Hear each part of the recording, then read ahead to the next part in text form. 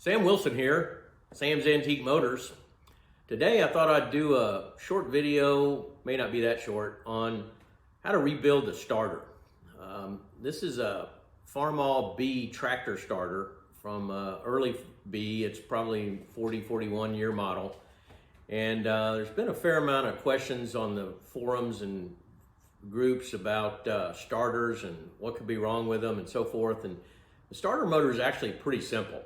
And it has an armature, it has 4 brushes, and it has some field coils. So, and then of course a Bendix out on the end. So it's pretty easy to tear these things apart and test them to see what's wrong with them, and then clean them up, put them back together.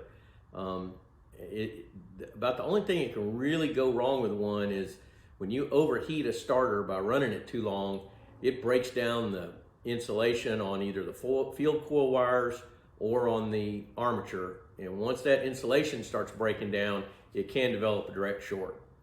So I'm gonna show you how to take it apart. There's 4 tests you can do on the armature. I'm gonna show you how to do those tests, and then I'll show you how to put it all back together to make it a running starter. And I'll show you what that is. So let's get started. One of the first things I'm gonna do is just sandblast the crap out of this, just to get it to where it's easier to work on. This is just, really caked up with all kinds of paint and grime. This is actually in pretty good shape. It's got very little wear on it, just a little indentation. That's actually pretty good, but burnt daubers in the Bendix. It does rotate, but just barely. And it's just got caked on stuff. So we're just gonna sandblast this. I would not do this on any starter or generator that I didn't intend to take fully apart and go through everything in it, including all the bushings and brushes and armatures and so forth. But since I'm gonna take this 100% apart and clean it all to bare metal, I'm gonna just give it a once over with the sandblaster. Incidentally, just for those that are wondering, these starters were originally black. So as I scraped off this red paint off the top, which I do with a putty knife just to make it easier to sandblast, you can see the black underneath this red paint. So it's my understanding these tractors were painted together, so they painted over the black, but as supplied, these Delco Remo starters and generators would have been black. All right, sandblasted off. Now we can go to work on this. Notice I didn't blast in here, so I'm using pretty coarse black diamond grit, and so I didn't get any grit in there. It's got dust in there, but I didn't blast the Bendix gears. So I'll take that apart and pull that all down and then clean it all thoroughly. So the next step is we'll see if we can get this taken apart. All right, now we got this thing cleaned up with a little sandblast, and I'm starting to go into it. Key to this is just noticing how things come apart. So on this particular deal, I had this issue on the last one. This band goes where this piece, where the screw goes in, goes under this piece. And this piece is just a little bit thinner than this piece. So that lets it come up on there tight on the band. So part of working on these things is just making sure that you pay real close attention to the way shit comes apart. Well, it's pretty crusty in there, but I can already tell when you pull this back, the brushes are flat and reasonably sized. So the brushes are probably okay. Now I'll pull these 2 long screws out of here. And now I don't know if I can do this one-handed, but the trick is to just get this little cap taken off of here. And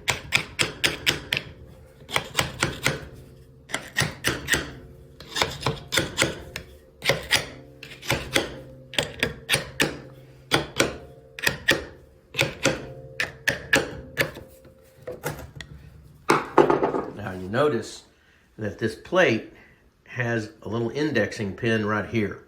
So this goes in a hole. There's another one on this other end. So this thing can only be taken apart and put back together, really only put back together in one way.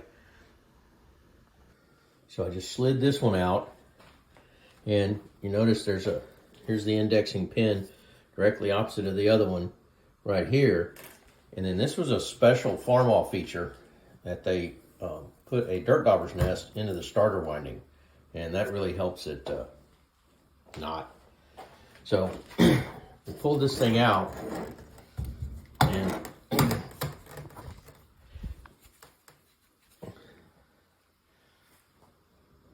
so now you can see this armature in the windings, and it's had pretty fair amount of wear, but there's still windings left on it. So we'll check this armature out and see if it's okay. So I got the armature pulled out of this housing. It just slips off, and you notice this is a little fiber washer, thrush washer. I think it's fiber. Yeah, it might be metal. I believe it's metal. And then behind that is another little, and this does appear to be a fiber or rubber washer right behind it. And then you have the Bendix. Now to get this Bendix off, you notice these are special screws, and they have a little washer with a lock tab on each one. So you have to gently bend that lock tab down and then back those screws out to get that winding, that Bendix off. All right, I got these off, and these are unique. So the one out on the lead end is just got a straight bolt bottom. The one on the back end has this little pilot on the end of it. And you notice these washers have one tab up and one tab down. The tab down goes in there to keep it locked in these spring slots, and then the other tab pulls up to lock the Bendix bolt in. So take these. This thing should just slide right off of there. It's my understanding, other than the spring, that all of this is made as one piece. All of this is made as one piece, so you really can't take this piece apart. So we'll just clean this all up really good. We'll get it back shiny metal, and this should be good to go. And then this is the little lock piece, and it will also slide off. I'll probably have to, it's got some crud in there, so I'll have to tap it off. Okay, got that off, and inside here is this little keyway. So I don't want to lose that. And then this is the Bendix piece that goes on. So this flap piece points to the end. Now notice down on this end here, there's another little thrush washer, and that also appears to be metal. So we'll clean that up. And then in the end of this nose cone is a bushing. So you can see right there is a brass bushing, and in this particular case, it's worn pretty thin. So this might be one that we want to replace.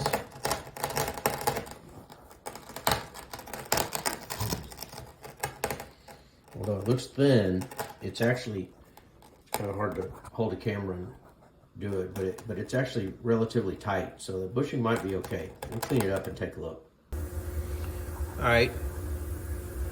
I'm going to take this armature and just put it in the lathe and spin it and see what it looks like, and do a little something to clean it up here. So it looks like it's relatively straight, and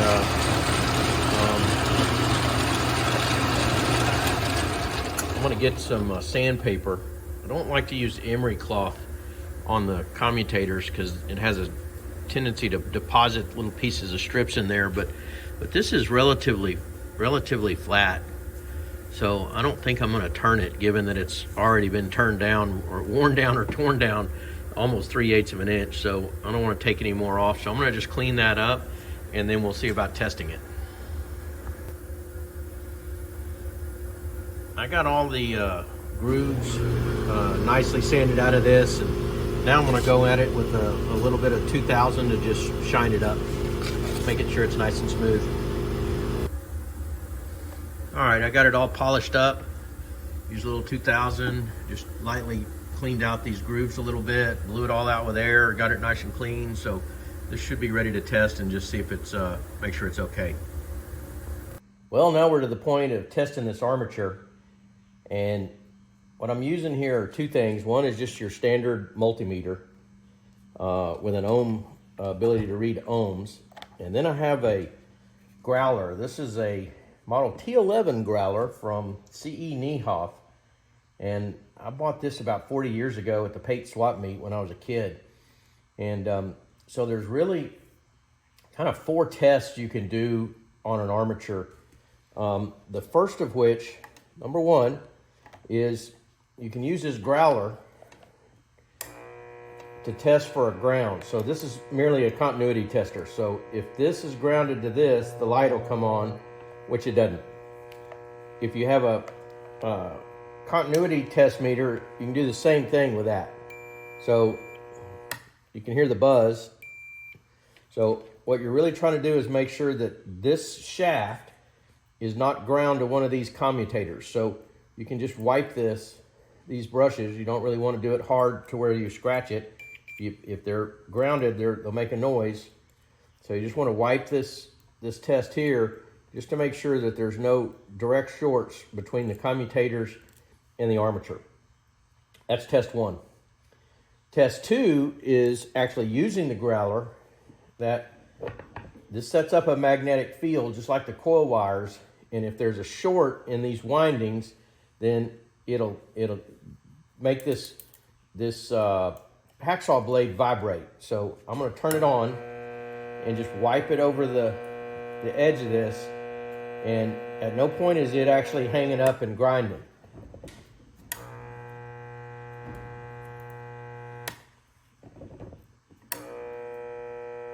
So that's test number 2. If this were bad, when it gets to one of these deals, it would vibrate like this. That's getting in the magnetic field, so it would do like that. But these are all good. So that's test number 2. Test number 3 is called the 180 test, and to do that, you put your ohm meter on the lowest settings. Unfortunately, my ohm meter goes to 200 ohms, and it really needs to be lower than that. But you'll get the idea that if you take these probes while it's on the ohm setting,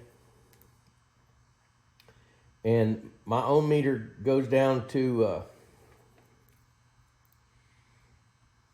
if you test your probes themselves, they go down to 0.1, which is probably barely over 1, but you want to probe each one of these commutators, the one next to the other, and look at the ohms. So this is 0.2, and I go to this one, 0.2, and I go to this one, 0.2. So I'm going to go all the way around this, checking each commutator next to the adjacent commutator. It doesn't really matter what the ohm reading is, because the ohm readings are set for different, based on the windings and the voltage and so forth. So it doesn't really matter. What you're really looking for is anything that's a spike. If my ohm meter went down lower, it would be reading like 1.7, 1.8, maybe 2.1. You just don't want one of these pairs to either have a big spike or a big drop. So if it's a big spike or a big drop, then that's going to indicate that there's a problem. The last test, number 4, is the 180 test. So you're going to do the same thing, but you're going to test the commutators opposite each other. So when I do this, 0.2, just under 3. When I do this, can't tell which one of these is actually opposite each other. It drops down to 0.2, just under 3. 0.2, just under 3. 0.2, just under 3. So I'm going to walk all the way around these commutators to make sure in the 180 test. So that's 4 tests. The growler test for the armature, a direct short between the commutator and the shaft, the 180 test, and the adjacent test. So if an armature passes all these tests, which it looks like this one will, this should be a good armature, no problem. So I'm going to go ahead and walk through all these tests individually on this, and but it looks like it's going to be good. So that's a good thing.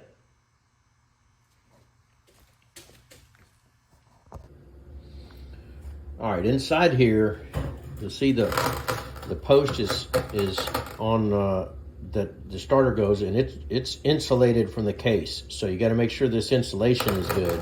Sometimes that's all tore up. And then inside here, you see that there's a soldered joint here, and one goes to one side of the field and one goes to the other side of the field. And this one just has 2 coils in it. I'm a little surprised. Usually these have 4, but you can see the gap between here and here is not enough for another field coil. So this starter is just made to have just these 2. The winding insulation looks good here. A lot of times this is all frayed and sometimes just gone. So as these starters get overused, that winding gets hot and the insulation starts to break down. But these look like they're in pretty good shape. And then when you turn this over, this is where it's really important to figure out when you take this thing apart what you're looking at, because there's going to be some wires. So you got one brush wire right here, and that wire, I believe, is connected to one of the field coils, and then it's connected to one of the brushes.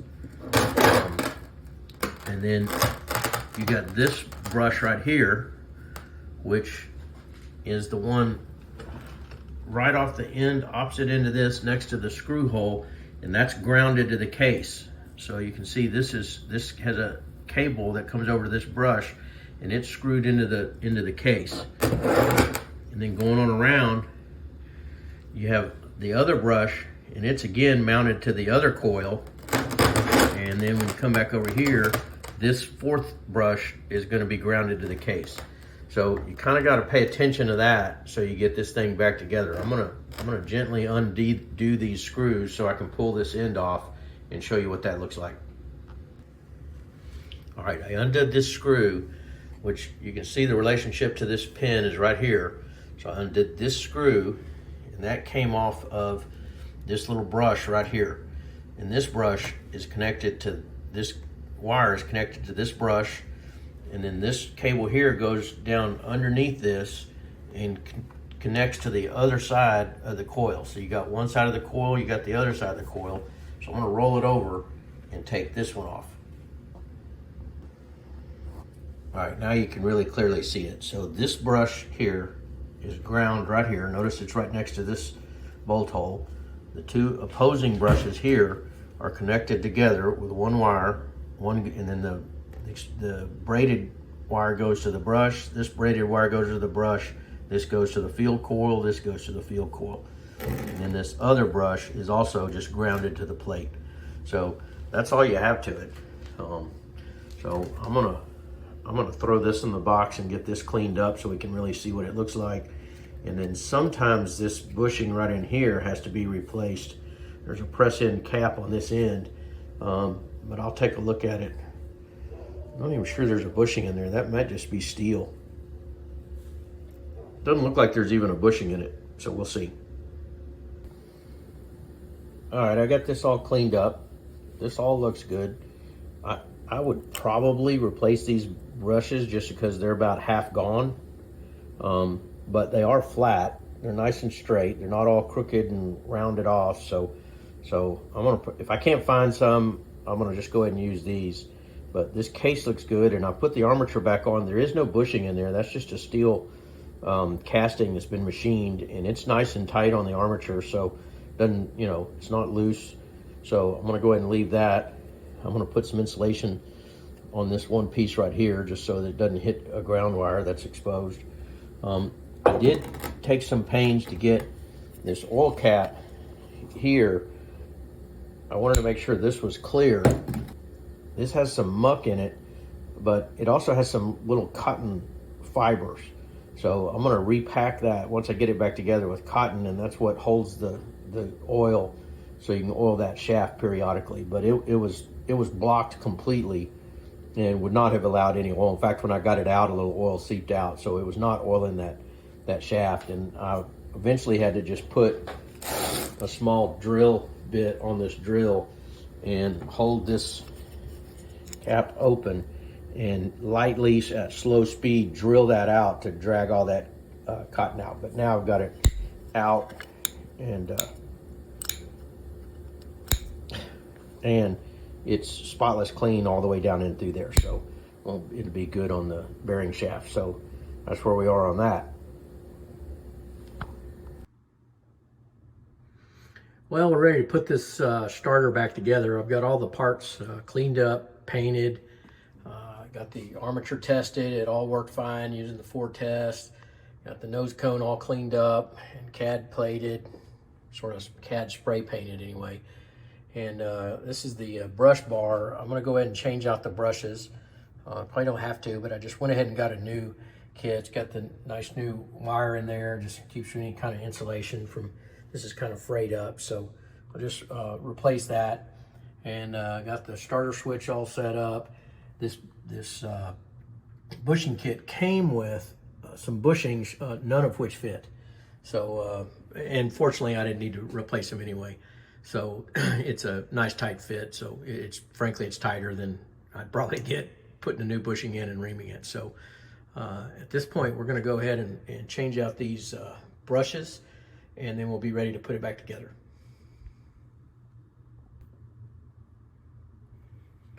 To change out these brushes is really no problem. I just sort of do them one at a time, and these are all going the same direction, and the brushes actually run pretty flat when they're charged. You know, when they're full, they run pretty flat. These actually have a slight taper to them, so I put the taper going with it so that you run flat with it. So I'll show you here in just a second. So pull these screws out. These screws do go all the way through. So this is the actual ground brush. So you just back those out, and then take this brush out. If you can, you can kind of tell sometimes which way they're running by laying it up next to the brush. So it looks like this one has been running like this. So the angle is going like that, which means that the back of the brush has a slight taper in. So it's just a matter of kind of working these things in. It takes a little effort. It's kind of hard to do with the springs in it. It'd probably be easier to do to just go ahead and cut the spring off. Lift the spring off the shaft in the back so it's not working against you. But I've already put one of these together here today, so it's kind of got used to it now.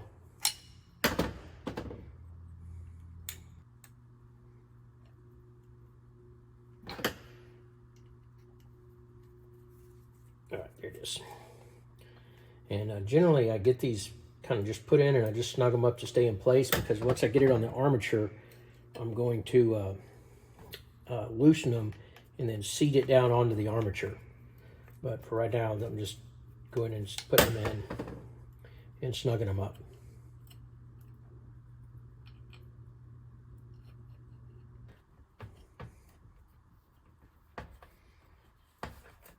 I took this one brush back off because this wire went down underneath this brush right here. So I took it back off, put it underneath it. So now this is should allow me to get this set back right up.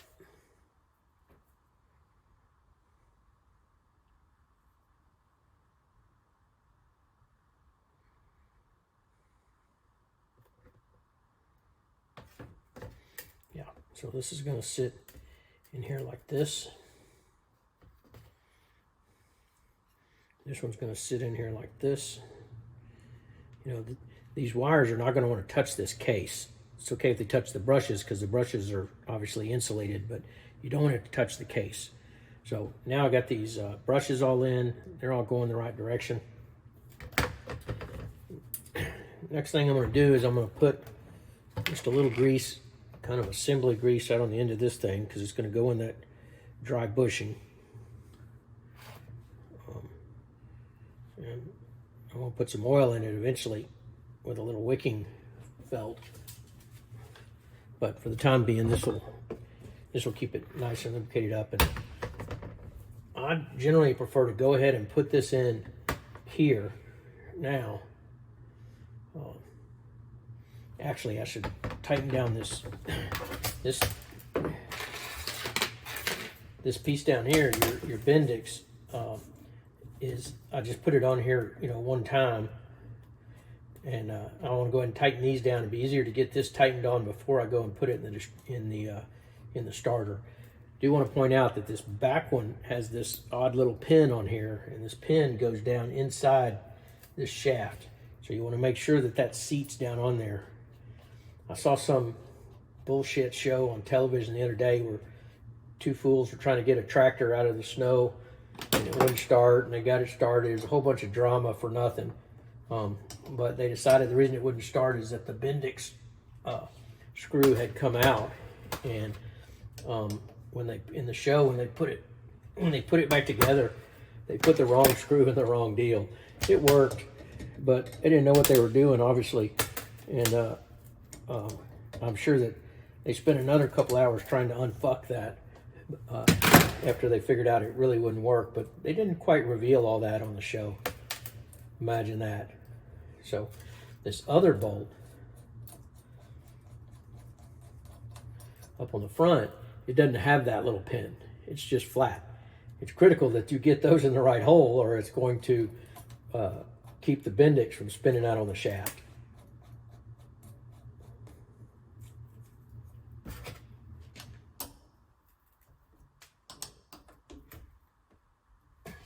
It's also pretty critical that these stay in here. If they come out, it's going to make a mess. So that's why it has this locking tab. And you just want to make sure you get this tab nice and secure up on that nut on both of them, which I've now done. And I don't know how many times you can straighten out that tab, but I'm going to say not much more than about once, maybe twice. So you kind of want to make sure you got it right when you put it back together. So now that I got the Bendix all secured, now I'm going to put this in here. I got my thrust washer on there. I got a little grease on there. And I like to put it together outside of the hub because it's really hard to get this thing in the slot once you get in the starter. Okay. So now that we've got that done, then what I do is I come back in here and I loosen these brushes up a little bit and just kind of seat them down on the armature so that they're sitting nice and flat. Because when they're sitting crooked, then that's when they wear crooked.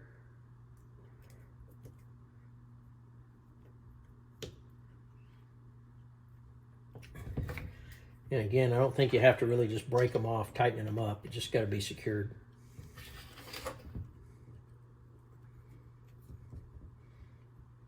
Okay. So now that we got that all done, now we can take and drop this down. Kind of just want to go easy so you don't drag any of the insulation. You don't need to off of those. A little bit hanging out there. Off of these windings. Once you get it down on there, you don't want to go quite all the way because you want to kind of position these wires now. And again, this goes with where the wires, they go down, so they straddle this field coil piece of wire.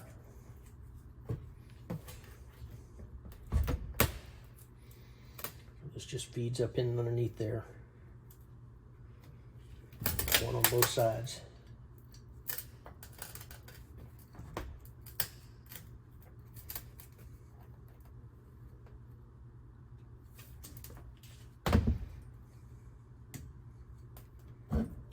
Yeah, beautiful. I will say I put together a little video on the generator, and this is a really handy little screwdriver. This is a K/D 2282 spring loaded, so you put that in there and push it back and then it holds the screw. I've only had this since I was I think 13 or 14 years old.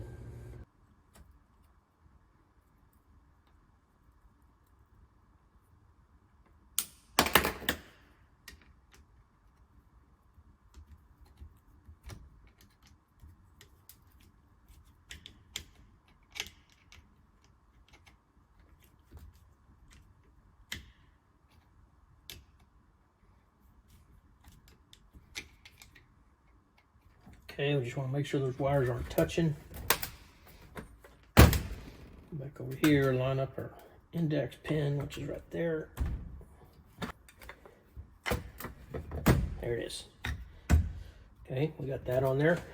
Now I got my thrust washers and this washer here. We got these tightened down, clamped up, so we can put the nose cone on. This also has a alignment pin. Might be helpful to go ahead and poke these things through there so we can see where they're coming out. This one you got to kind of work around that.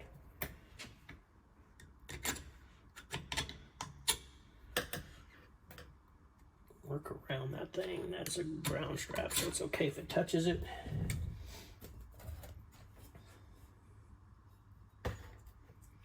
And I'm going to throw just a little bit of grease out on the nose cone of this thing.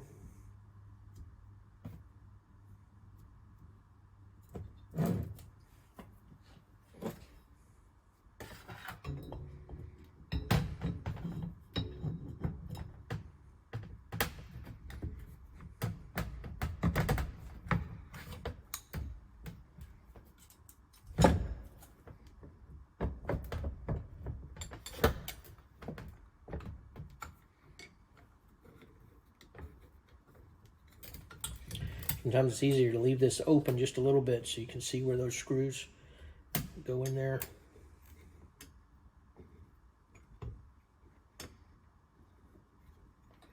Except it's not open enough for me to see where the other is. Kind of hard to hit those sometimes. And then we just got to get this right in there.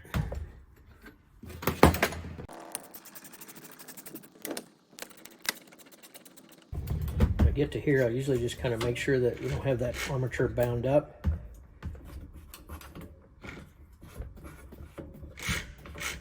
That's working nice and fine.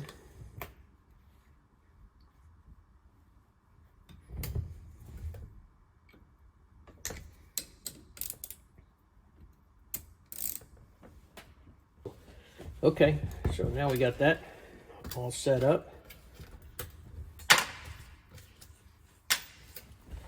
All the fingerprints back off of it. I want to kind of go in here and make sure that these little braided wires are not touching the case. And that one's okay.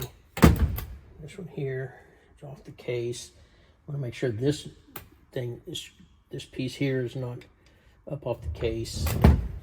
And you want to make that sure that's good. So that looks all good to me. We can go ahead and put our band back on it. And let's see, this is going to sit on the tractor just like that.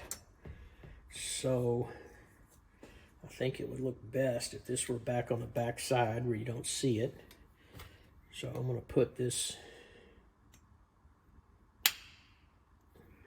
from the top down. I like to make my heads line up straight. Okay. And let's see.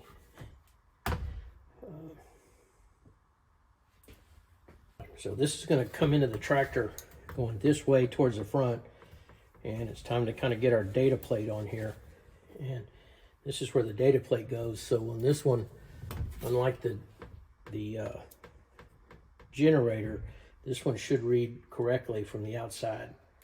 So I'm going to get my little hammer here. So I put one side in just a little bit, not all the way.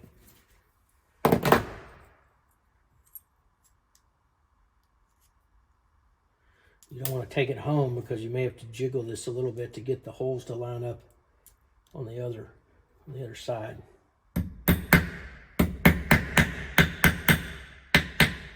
Then you can take it home. So got our data plate on there. My fat fingerprint off of it.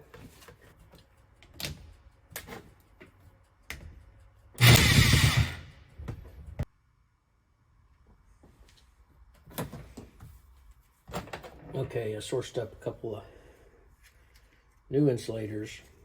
I think that insulator may have been what was keeping it from kicking off because they were plastic, or they're probably Bakelite, but they were old and they were warped. I think they were probably keeping the starter switch from coming down and making contact.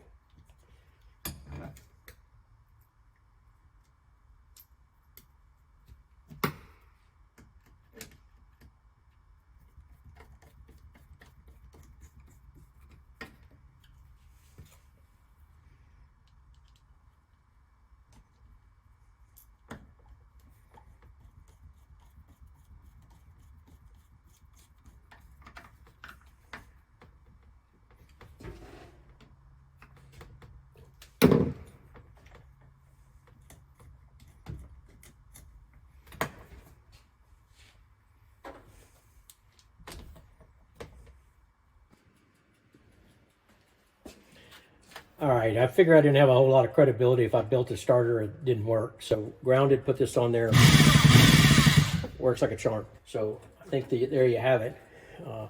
This was about an hour to put it together. Took about an hour to take it apart and about an hour to clean up all the parts and parkerize all the little bolts and nuts and so forth. And that data plate was $7 from, I think, Brillman, and I got a new set of brushes. I think that was about $12. So, you know, this was a non-working starter that is now working, fixed with about 3 hours worth of work. So there you have it. Hope you enjoyed that. Hope you learned something. Leave me some comments and be sure to subscribe.